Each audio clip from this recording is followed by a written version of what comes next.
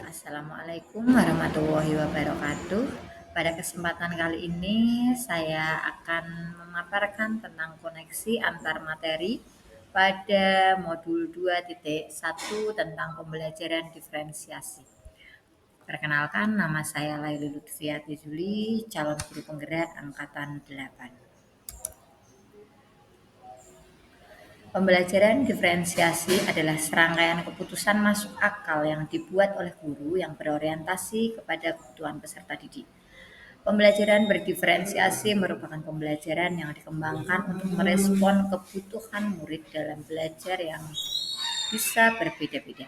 Sehingga pembelajaran diferensiasi ini memberikan peluang untuk murid-murid yang memang memiliki kebutuhan-kebutuhan tersendiri sehingga ia tetap bisa belajar dan menerima materi dengan baik. Sehingga semua guru harus bisa menerapkan pembelajaran diferensiasi di kelas untuk memenuhi kebutuhan peserta didik. Kebutuhan peserta didik dapat dilihat dari kesiapan belajar, minat murid, dan profil belajar murid. Untuk kesiapan belajar, yaitu kondisi awal suatu kegiatan belajar yang membuatnya siap untuk memberi respon atau jawaban yang ada pada diri siswa dalam mencapai tujuan pengajaran tertentu. Selanjutnya ada minat murid. Minat murid adalah suatu rasa lebih suka dan rasa ketertarikan pada sesuatu hal atau aktivitas tanpa ada yang menyuruh. Minat belajar pada dasarnya adalah penerimaan akan sesuatu hubungan antara diri sendiri dengan sesuatu yang di luar diri. Sehingga ketika murid merasa tertarik, maka murid akan lebih mudah dalam menerima pembelajaran atau menerima materi. Selanjutnya ada profil belajar murid. Guru juga harus mengetahui profil belajar murid yang merupakan data seputar karakteristik setiap siswa yang akan mempengaruhi gaya, cara, dan kebiasaannya dalam belajar. Mengetahui profil peserta didik membantu guru untuk menentukan cara agar siswa dapat memahami konsep, materi, dan menguasai keterampilan baru.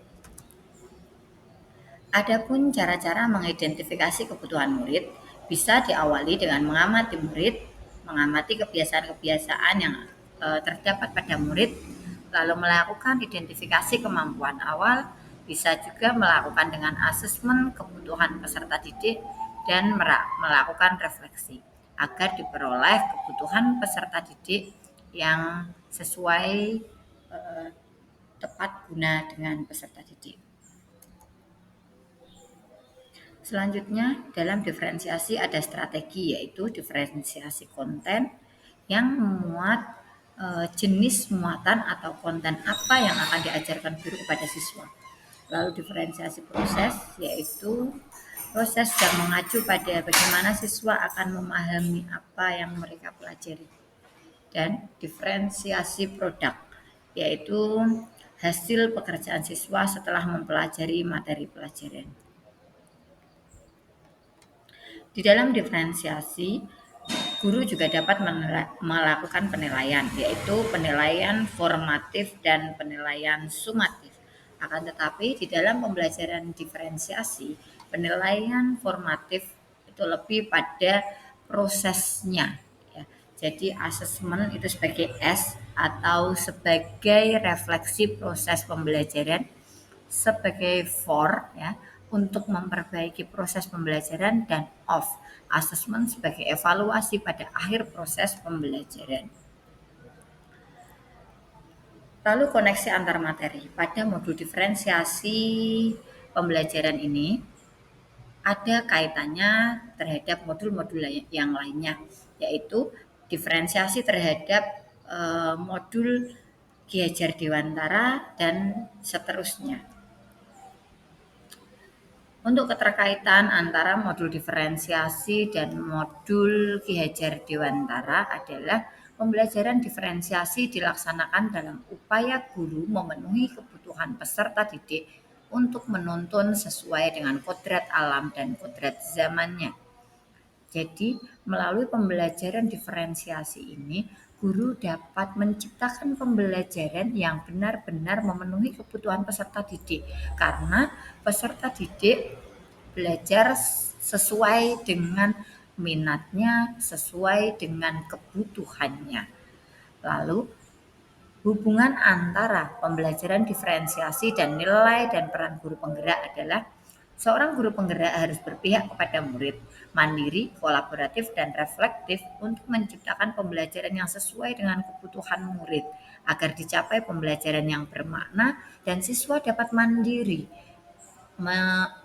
di dalam mengembangkan potensinya. Dan ini masuk di dalam nilai dan peran guru penggerak. Selanjutnya, pembelajaran diferensiasi juga berkaitan dengan visi guru penggerak karena melalui pembelajaran diferensiasi, visi guru penggerak dapat terwujud. Selain itu, modul diferensiasi ini juga berkaitan dengan budaya positif. Karena dalam melaksanakan pembelajaran diferensiasi antara guru dan murid harus ada kesepakatan dan keyakinan kelas agar proses berjalan efektif dan sesuai dengan nilai-nilai budaya positif. Sekian pemaparan dari saya. Terima kasih. Wassalamualaikum warahmatullahi wabarakatuh.